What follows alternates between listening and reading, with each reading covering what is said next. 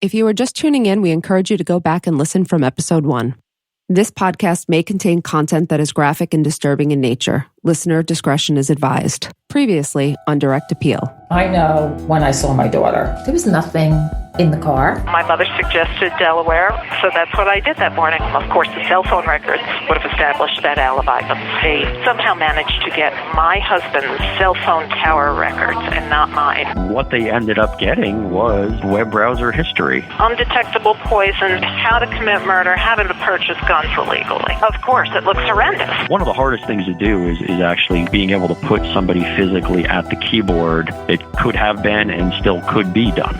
The searches around these problematic searches, a gambling website, Bill's retirement account, and the state's contention was with me. I had done that to cover my tracks, to look up things that I could have looked up in a book on my desk at work untraceably. This is episode 9, Garbage Science. Okay, Amy, last time we ended on the damning internet searches on the McGuire's home computer. So this last piece of evidence relates to Melanie supposedly dismembering Bill's body and then wrapping his body up.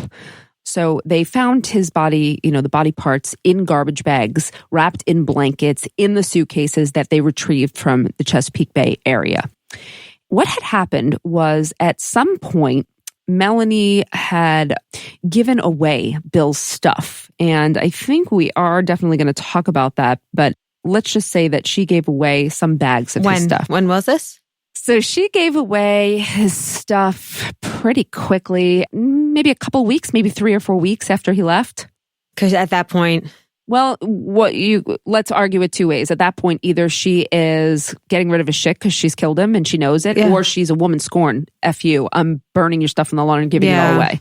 She explains it that, screw him. He didn't come back for his stuff. I'm moving on with my life. I'm getting rid of it. So she gives it to a friend of hers. She gives it to her friend. It was Celine, I think, her cousin. Okay. And she gives him a lot of clothes in all of these garbage bags. And through the course of their interviews and investigation, the police find out that there are all these belongings that Melanie has given to this guy, and they ask if they can have the bags. So now what the police have is the garbage bags that Bill's body was found in, and garbage bags that came directly from Melanie's home.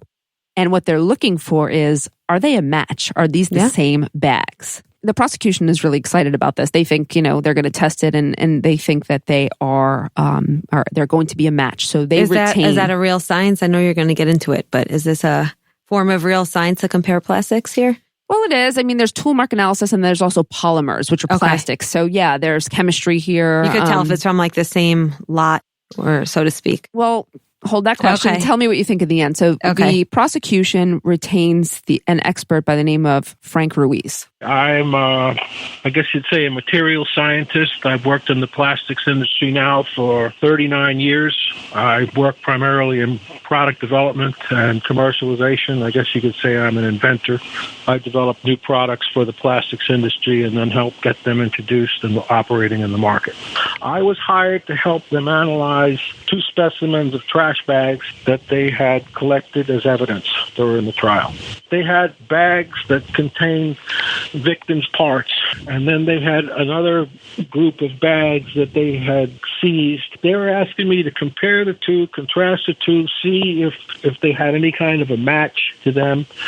They had seen what I had done before. Basically, we had been able to show that the raw materials of bags were very similar, that, there was a certain pattern of lines on the bags that could be matched together, and the composition of the bags and the style of the bags was identical.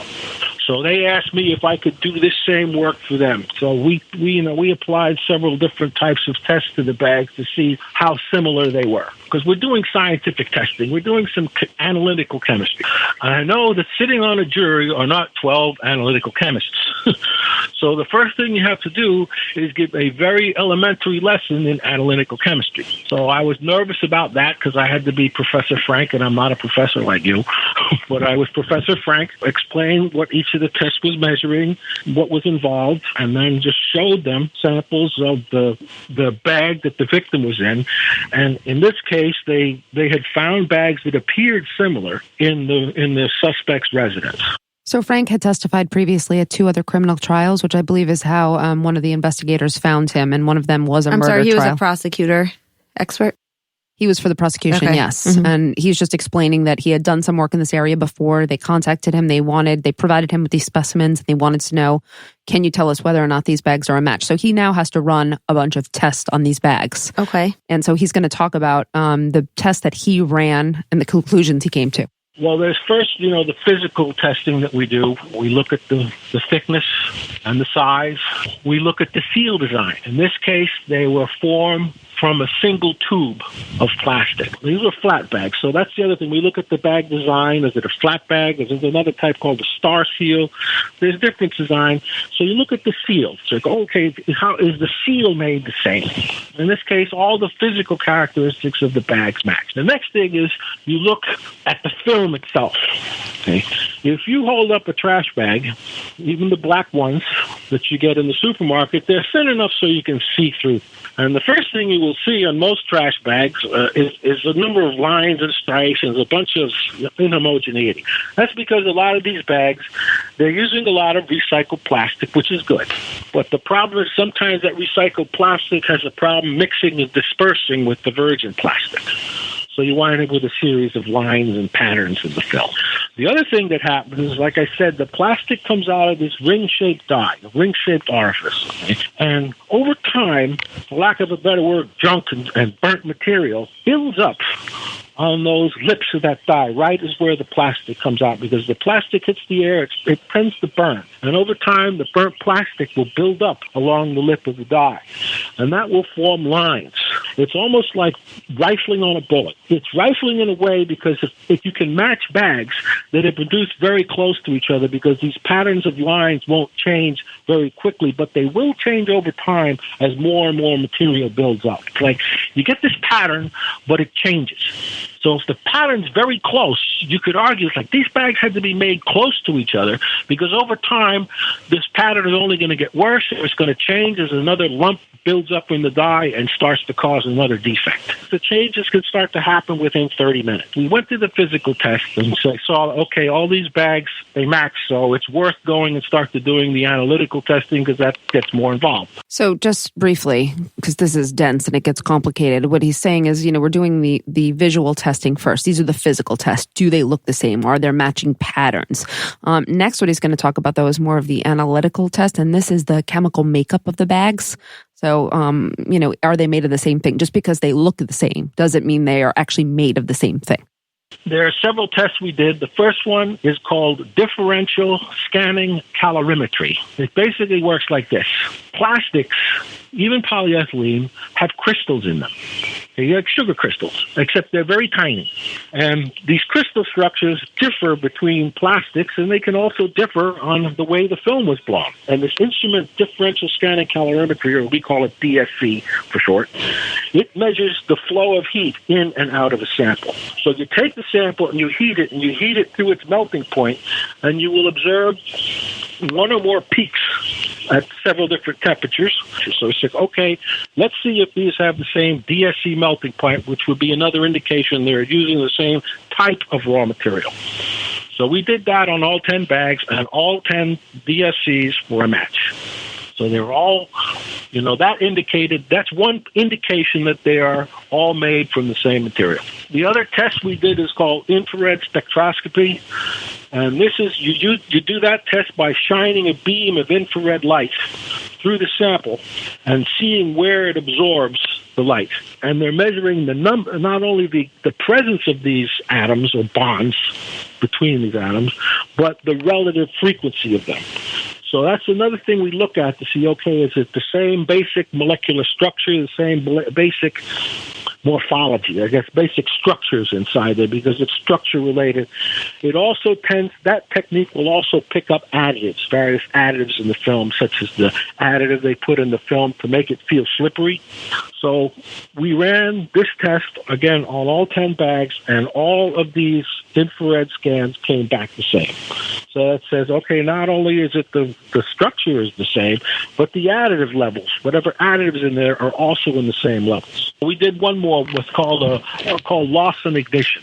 This is where you take the sample and put it in an oven at 600 degrees Fahrenheit and burn off, literally just burn off the polyethylene. For a bag, there's always a certain amount of mineral left, material that won't burn. So they add talc, it's a type of mineral, same thing they use for baby powder, except a different grade. They'll use calcium carbonate, which is ground limestone, something they put in there to roughen the surface just slightly so that the film doesn't stick together and you can open the bag. We found that they all contain the same level of anti-block. That last test he refers to is also referred to as an ash test. All right, I have two major points here. Okay. My first one is, this means nothing to me if we don't know how many other bags share that characteristic, right? What if it's every bag that was shipped to the East Coast between the years of 2000 and 2004 would have matched? Great point. It means nothing to me, first of all. Second of all, with all due respect to the scientific field, what is the validity of the science? Using big words does not mean a science is valid. I think of junk science, bite mark analysis, fingerprint comparison. How many people have been wrongfully convicted on the basis of science that sounds really fancy, but at the end of the day, it's not valid? Well, I think you have to break it down by test. The first test that he was the first set of tests, there's two different ones. Remember I said there's kind of like the observational ones about the striations and the dye lines. I think that is, as I understand it from someone else, that's more of a subjective science. Oh, yeah, that's what it sounded like. So that part, or it could possibly, from what I've learned, could be subjective. The second set of tests, though, that he's talking about, the second set of tests he's talking about, the analytical ones, those are, there's definitely real science behind this. This is chemistry. This is what are the bags made of. Okay. And the tests that he talked about are very standard tests from what I understand in making these determinations. However, that being said, he did 3 analytical tests, right? He said that he did these hard words, right? The differential scanning calorimetry test, which I have trouble with, the infrared spectroscopy. I can't say it. I know what you mean. That's okay. The IS test. Eventually I'll get it right. He said it right. I'm going to try it again. The infrared spectroscopy. Beautiful.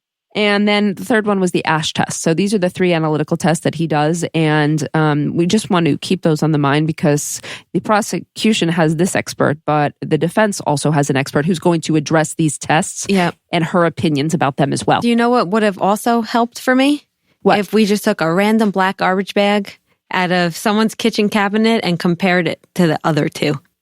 I'm just curious, how many bags share these? Right. So we did. James and I looked at some of the tests. But you can't do the analytic tests. No, but you were just saying for this on site. No, I'm saying because they did all of those scientific tests. They looked at the one that had the victim's remains. They looked at the ones that had the clothes in it. But they didn't look at a third one, almost like a control group. Control group, gotcha, yeah. So that's true. Yeah. And one of the questions I asked him, did you hear me? You didn't really hear me ask him, but he said, well, no, that's not really a unique finding. Okay. He did say at one point, some of these findings aren't unique because these were black contractor bags. So they would all share that. They're going to share a lot of them. One of the things he says is unique is that he could tell by the patterns that they came off the same production line and they were made very quickly within each other, like they were made within 30 minutes. Okay, well, that's different. That is different, but could he say that or not? Are we sure that that's the truth exactly. or not? He might be. It's almost like serology mistakes when people will say only 1 in 5 million males can share this type of makeup. Right. And then it turns out it's, the numbers are quite different. Right. Also, I'm wondering if being in the water would change the chemical makeup at all of garbage bags or...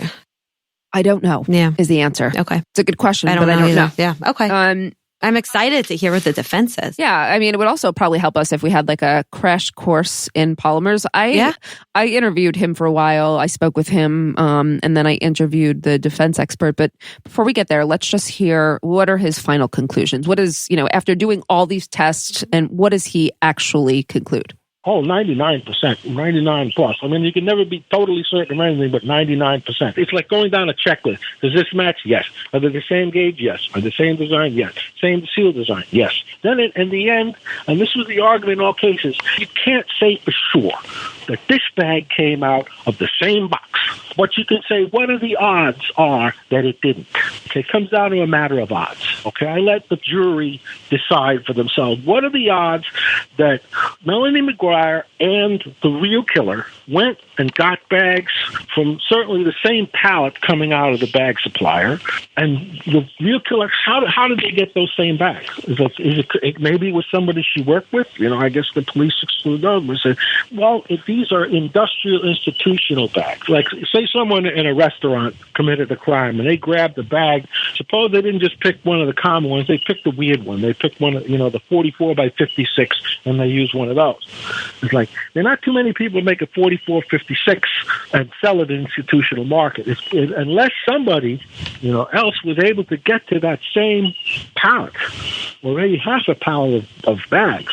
Who else could have had that? You have to be the judge as to whether someone else could have accessed those same bags from another facility and committed this crime. These bags were made, within a few hours of each other, a maximum of several hours apart because of the dye pattern, the maximum, because it would have changed within a few hours. And that's his conclusion. They're a match. 99.9% sure is what he said. Just to play devil's advocate, is it possible that since Bill packed up and left the house, that he brought some garbage bags with him, or he had these garbage bags in his car, just like it's possible that someone turned his own gun on him? Amy loves to steal my thunder. I just want to say, why were you going to say that? We just both good minds think alike. I know.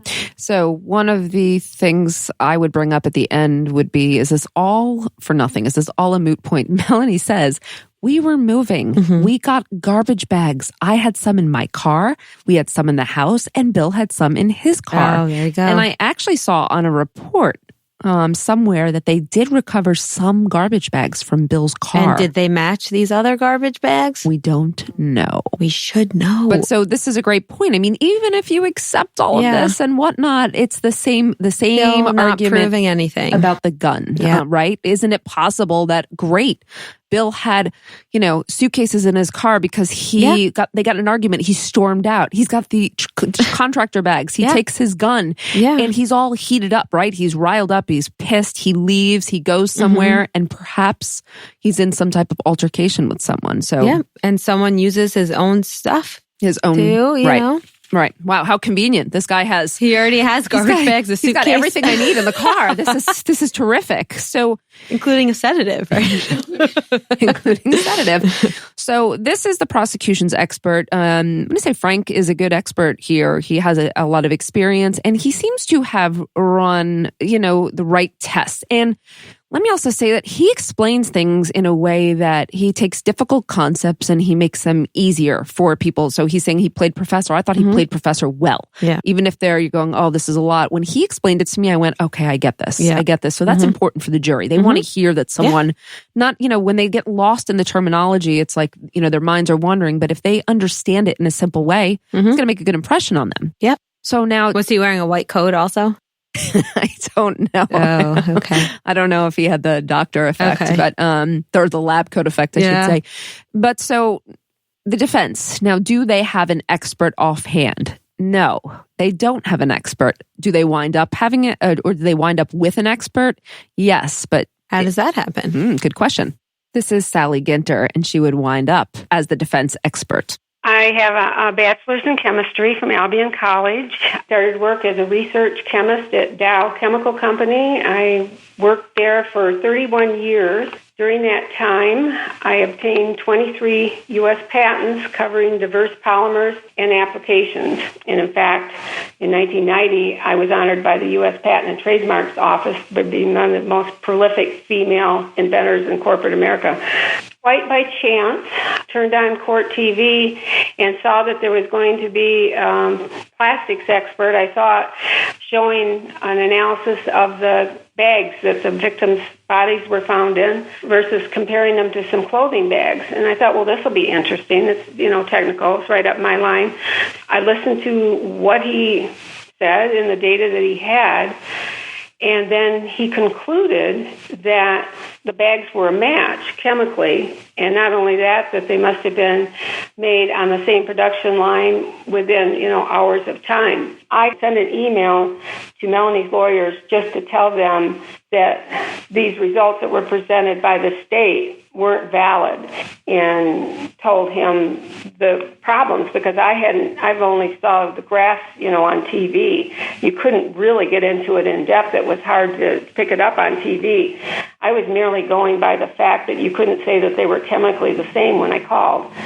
But once I got the report and saw the report, I was astonished that his own data shows that the bags didn't match.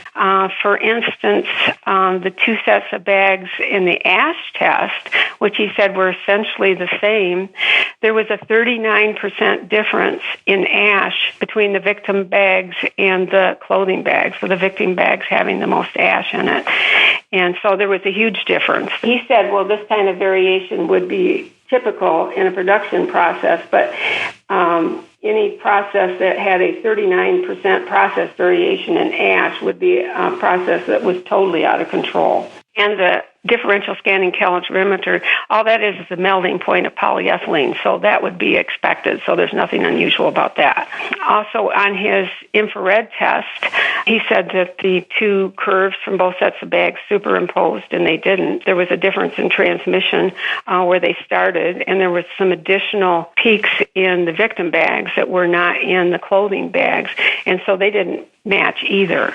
There's no way of knowing which linear low-density polyethylene was in the bag without measuring it, and he has no test that will calculate that. The one attorney called and came to meet me, I think it was between 9 and 10 o'clock, and I went through my report with him. He was rather confused and said that he didn't know that he understood it well enough to be able to question based on this. So he wanted me to break it down into very, very simple terms, and because he said Ruiz's data was very simple and it was easy to understand, and that mine was very complex and not easy to understand, and it was too technical for the jury. So he said, if you can come up with something by 7 o'clock tomorrow morning that is simpler for me to understand, I'll put you on the stand. Couldn't sleep that night, so I'm up most of the night simplifying it all out, writing out what questions that he needs to ask, and explaining it in a very simple manner so that he could understand it. I wouldn't call it prepping me there. Most of it was just me trying to talk to him to getting to understand it. I didn't get any prepping. And then I was only allowed to testify based on this report and what I saw. And I was able to make recommendations on what I thought should have been done to show whether they were a match or not, which I did. Whoa. Wow. This does a great job illustrating the issue of expert testimony. Absolutely. Because right? all it takes is someone with confidence that is likable and a jury believes him. I'm not saying whether I believe Frank or not. I don't know. But what I do know is that it's really unfortunate because a lot of people have been executed that are innocent over, expert testimony. But there's also then this comes up in appeal again, right? So, they want an expert for this, and the judge says, you know what, we've had the experts already. Yeah. So it's a great point, right? They want another expert, but at what point do you say, there's an expert on this side, take 2, 3, 4, stack them. You could keep going. You can keep going on and on. But there are a lot of interesting points that come out of First of all, Sally was watching court TV at home. She has no incentive. She had a day off, right? Like she was at home for something. Very serendipitous, right? And it is completely. Yeah. She says, I'm literally, thumbing through the channel, the remote, and I come across court TV and they say, a polymer or a plastics expert. And she goes, oh, well, that's weird, so let me just listen because this is my area. Yeah. And, according to her, she says she listened to the whole thing and then his conclusion, and she said, no way, you couldn't have made this conclusion. So she contacted Steve Toronto. Good for her. That's great. And she said, I would have asked Steve if he responded to our request for an interview, how many other people contacted him.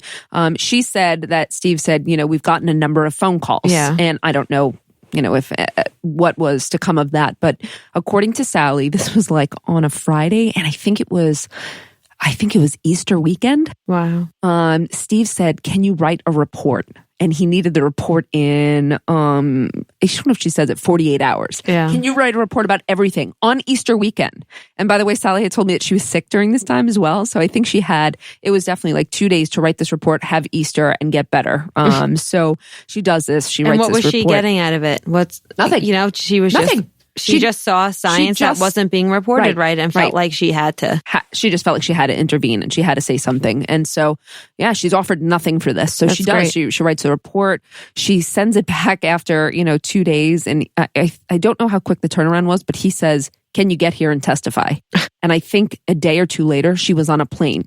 And what she's describing is that night he came to her hotel and they sat down for a half an hour.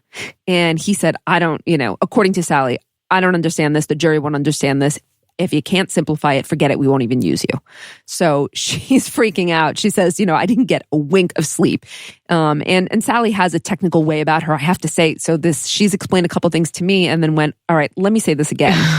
And so it is the difference in her, the difference between her and Ruiz as well is he's good at simplifying. He's better at simplifying things, I think.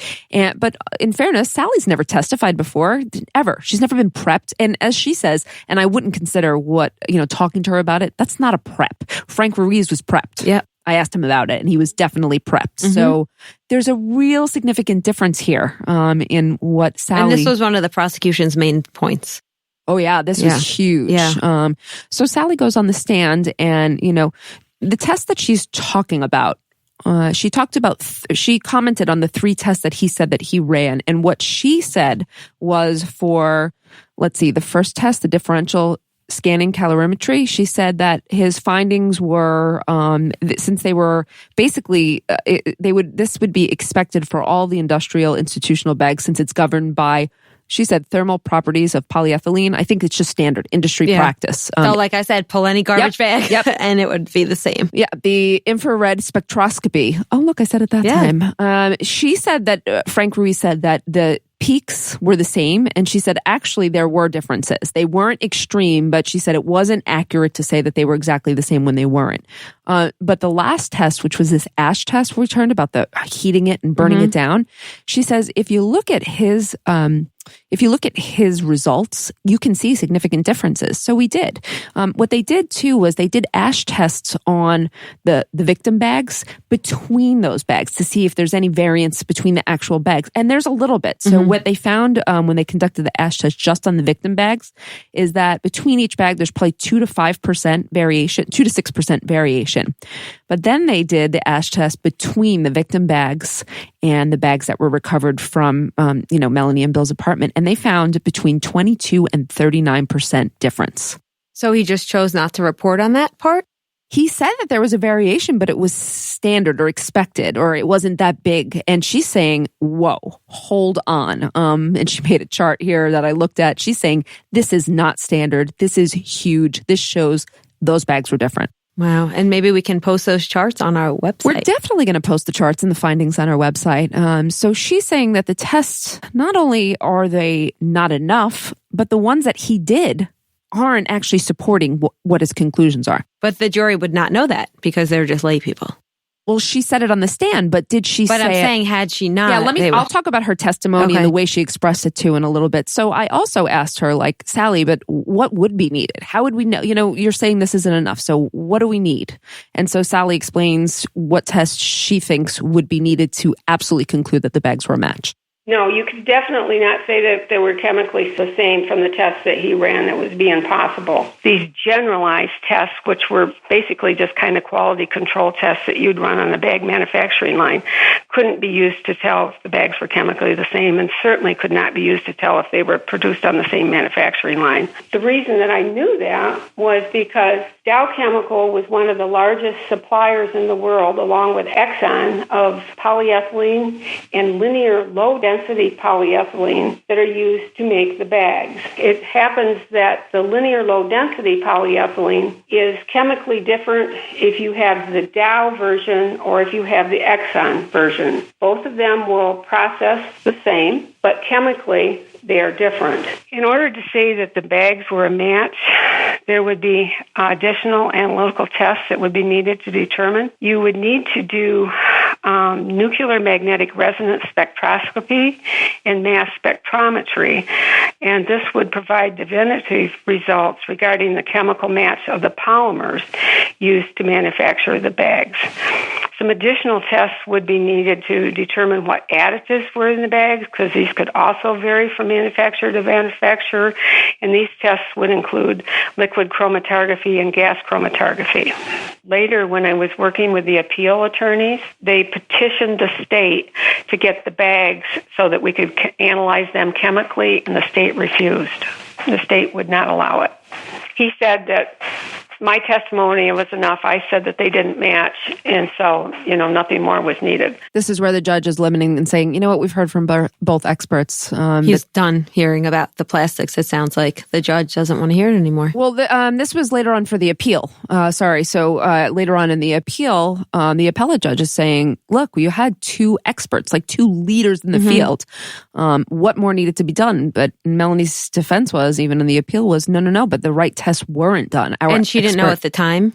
At the time of trial, Sally didn't talk about the test that would have needed to be done. She did talk about the test that needed to be done. But they just didn't have time to do it at that point because it was... Well, it was after the tests had been done by the prosecution. Sally is saying this is what's needed. The Frank Ruiz is saying, no, that's not what's needed. So you have two experts battling it out here.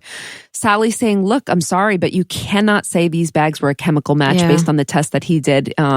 The ones he did had some discrepancies, and there were at least two more that she talks about. At least two more tests that she said are absolutely needed to conclude these bags were a match. Maybe they need a tiebreaker expert.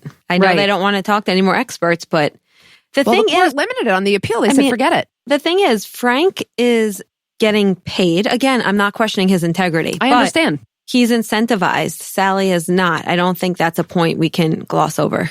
I don't think so either, no. And I don't think we can gloss over the fact, again, that Sally had no preparation. So I asked her about testifying a little bit. What was it like? She said, well, God, I was nervous up there, of course. And she said that the prosecutor made her feel, or tried to make, she felt like Patty tried to make her feel like she was small, because she said, well, I'm sorry, where did you go to? Albion College? Like some little... And she only had a bachelor's, right? I know she had tons of years of experience. Right. So did Frank have a PhD or... Frank had... He must have had some advanced degree. He says it in his qualifications. I'm pretty sure he has a master's, actually. And I think it was he to go to MIT? I mean, so he went somewhere, he has a pedigree to him. But she did work at Dow Pharmaceuticals she's a leader. There's no doubt about it. They're both leaders. Yeah. But she said that, she was made to feel small. She said what also flustered her was that when she was talking about these percentages, I think it was in relation to the ASH test, Patty asked her to make a quick calculation, and she said, I couldn't find my calculator. I fumbled. The judge had to give me a calculator. And then when I actually did it, she said, I said, wait a second, that's wrong. And then she redid it. So she said, I think I looked bad. She looked nervous. I didn't know I was going to have to do some math calculation on the stand here. And it was actually a rather easy calculation, but she just wasn't prepared for it. So she was... Well, that's why she's such a good prosecutor, right? That's part of... Yeah, she's, I wouldn't want to go up against her in the courtroom. So there is a second part to the plastics. The state had a forensic scientist as well. His name was Tom Lesniak, and he had looked at some of the forensic science in this case, which there was some, not strong evidence.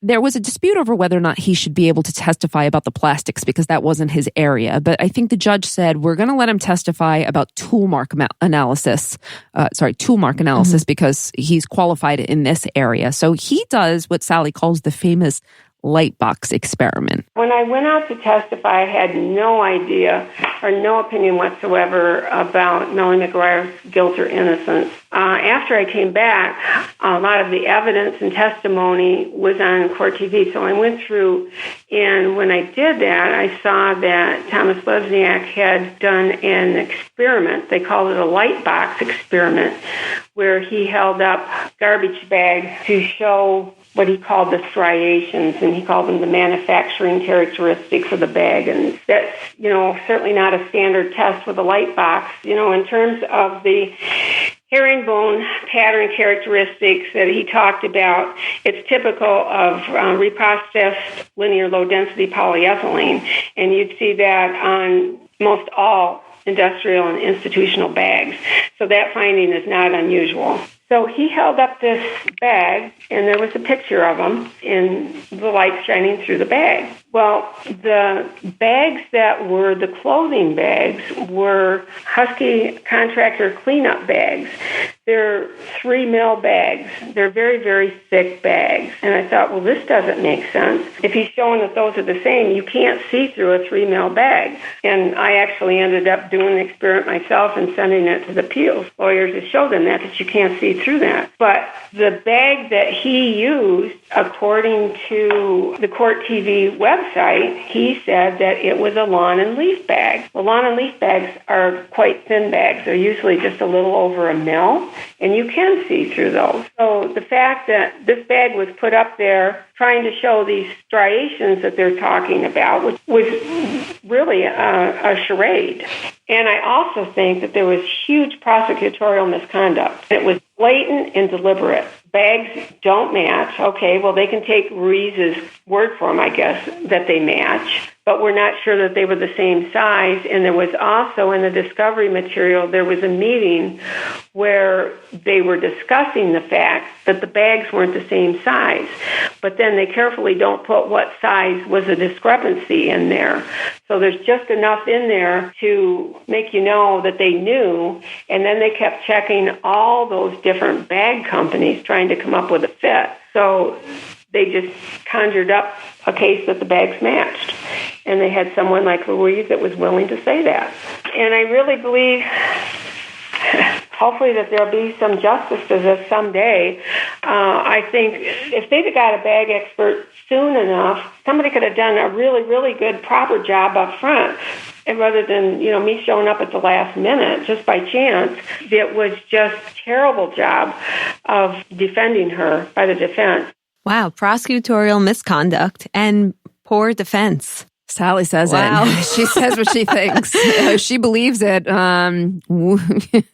She's out there saying, look, she thinks that she thinks there was intentionally misleading statements, questions, demonstrations. So this light box experiment that she describes, Lesniak holds up this light box in the garbage bag. So, anyone can do this. So it makes a spectacle, I'm sure. Like she said, a charade, right? Oh, yeah. I mean, it's, juries love. Yeah. They want to see something, right? Yeah. They like the entertainment. It's like the CSI effect that we talk about in our classes, right? Yep. But if you actually look at these bags, as Sally did, like if you look at the contractor bag, if you put it up to the light. Yeah, we did. Yeah.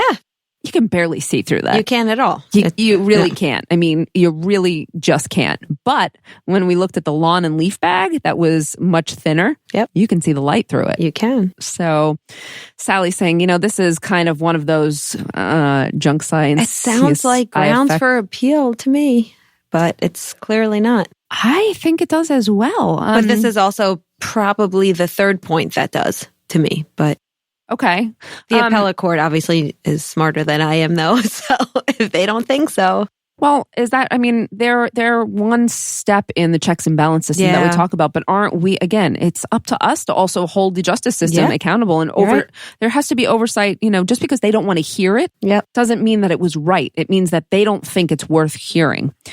So, in comparison to other cases as well, right? Of course. Yeah. And I think I have one final point about the garbage bags. I could go on and on about these. Yeah, I'm getting over it. Yeah, no, I understand. I see. But one thing I want to say is that it seems whenever I reviewed the transcript, that the garbage bags, the number of garbage bags tested changes. Oh. So, okay. Actually, what I think I found is that some of the garbage bags recovered from the suitcases are missing. So how many were there? So I thought there was only 3. Let me read what, okay. So the Virginia Forensics Lab logged in a total of 9 bags from 3 suitcases. Virginia analyzed 2 of the bags for fingerprints and notes the presence of a moist film on the bags from the suitcases recovered on May 5th, 2004. New Jersey Forensics Lab logged the receipt of 7 bags from Virginia. Missing are suddenly those 2 bags that were analyzed for fingerprints. And this is part of, this is bait stamped, so it's part of the exhibits. Thomas Lesniak testified that 8 victim bags were recovered. Detective Jeffrey Noble stated in his investigation report that 6 bags were recovered. What? I have 5 different areas where all the numbers of bags are different.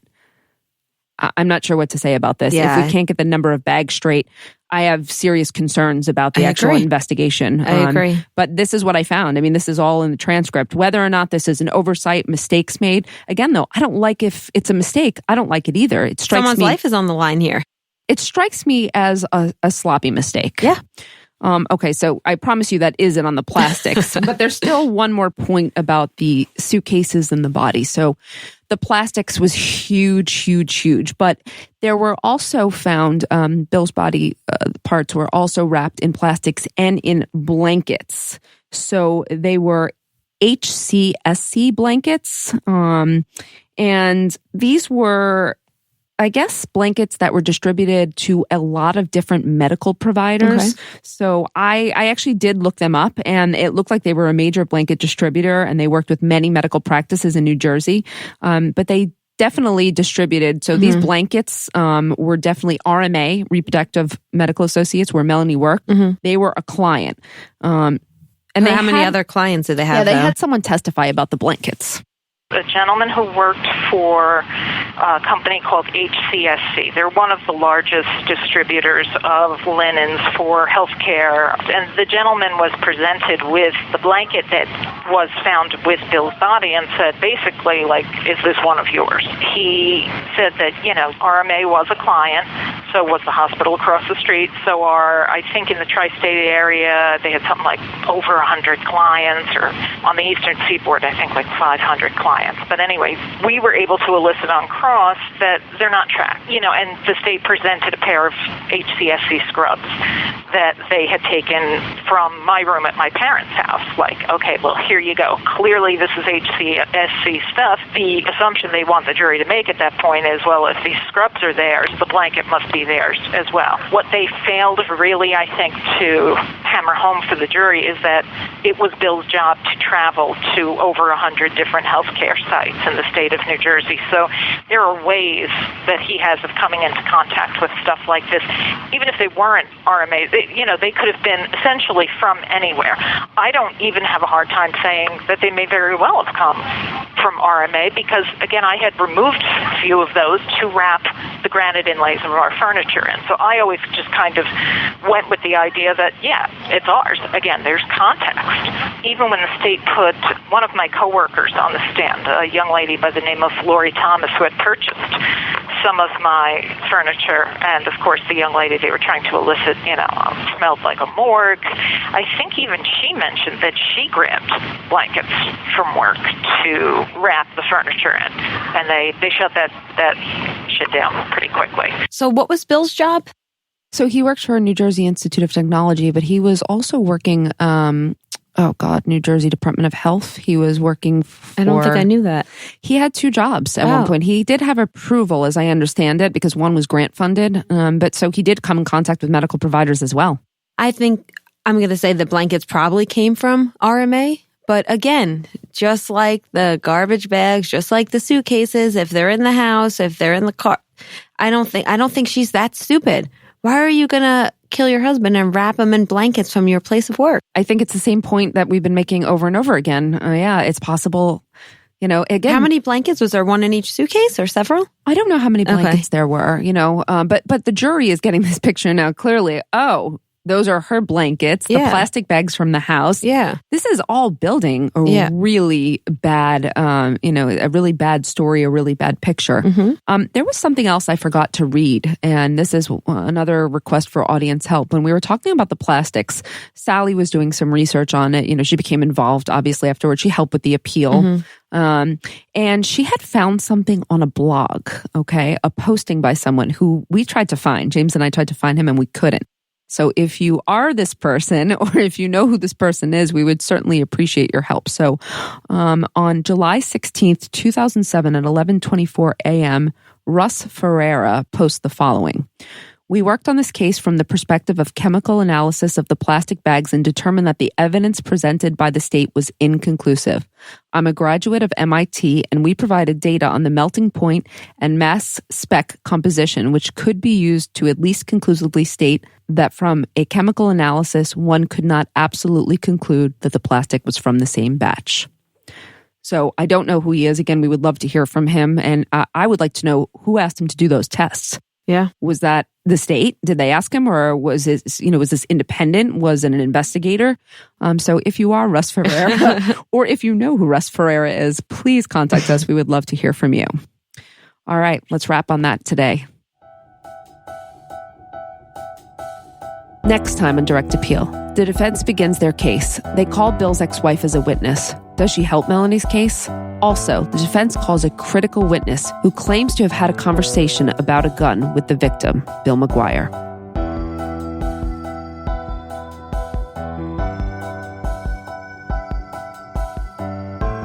Direct Appeal is hosted by Meghan Sachs and Amy Shlosberg. Our producer is James Varga. The story arc was written by Meghan Sachs.